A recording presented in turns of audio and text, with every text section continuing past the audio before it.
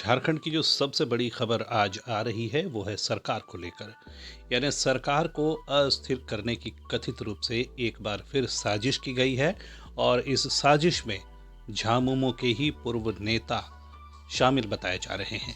इस संदर्भ में एक प्राथमिकी धुरवा थाने में घाटशिला के विधायक रामदास सोरेन के द्वारा दर्ज करवाई गई है और इसमें जो शिकायतें हैं वो ये हैं कि रवि केजरीवाल नामक जो नेता झामुमो के पूर्व नेता हैं, उन्होंने उनसे संपर्क किया और प्रलोभन देकर उन्हें भाजपा में शामिल होने की बात, उनका प्रस्ताव रखा और भावी जो सरकार होती उसमें उन्हें मंत्री बनाने का भी प्रलोभन दिया गया।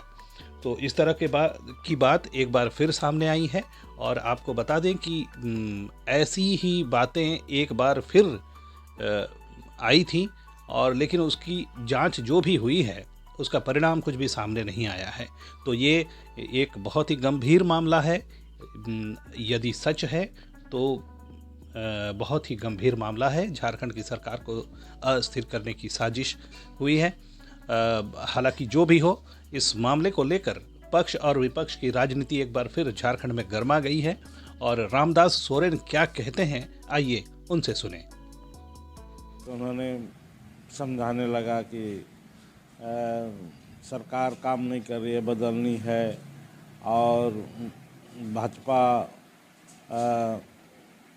का सरकार बनानी है और इसमें कई विधायक संपर्क में है और इसलिए हम भी चाहते हैं कि अगर भाजपा की सरकार बनेगी तो निश्चित रूप पर भाजपा का सीएम होगा और आप लोगों का, आप खास करके जो विधायक जेएमएम से अलग होकर अगर सपोर्ट करेंगे उसके लिए तो सबको अलग पोर्टफोलियो मिलेगा और मान सम्मान मिलेगा। तो ये थे घाटशिला विधायक रामदास सोरेन।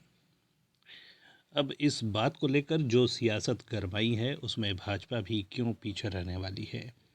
पूर्व मुख्यमंत्री रघुवर दास और भाजपा के कई नेताओं ने इस पर पलटवार किया है और कहा है कि झामुमो खुद ही इस तरह की अफवाहें फैला रहा है ताकि भाजपा को बदनाम किया जा सके और अपनी विफलताओं को छुपाया जा सके।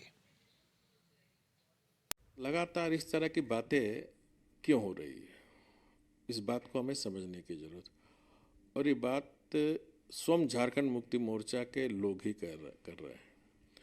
कुछ दिन पूर्व इसी तरह के दो और अभियुक्त को इन्होंने हजारीबाग और कहाँ से पकड़े थे, रामगढ़ से, कि हमारी सरकार को अस्थिर।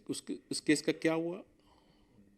इस केस की भी पूरी छानबीन होनी चाहिए। कौन सरकार गिराने में लगे हुए हैं? सरकार उसकी है। मैं मानता हूँ ये सिर्फ जनता को दिग्भ्रमित करने का राजनीतिक लाभ लेने के लिए इस तरह के बीच बीच में बातें सरकार के शामिल दल के लोग करते रहते हैं।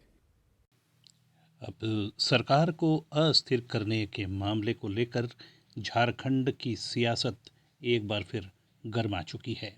अब देखना है कि इस सियासत में कौन बाजी मारता है। आज की कवर स्टोरी में बस इतना ही।